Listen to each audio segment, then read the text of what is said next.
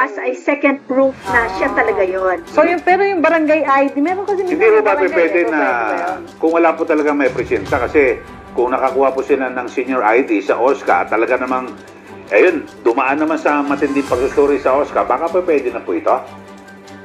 O hinihingi po ito ng patas?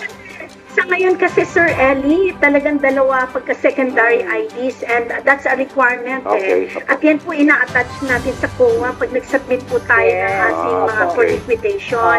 So, hindi naman po sa amin lang talaga yan. We are just following kung ano yung dapat na guidelines para masiguro lang po natin na tama at angkop yung ating pinagbigyan ng ating cash reward.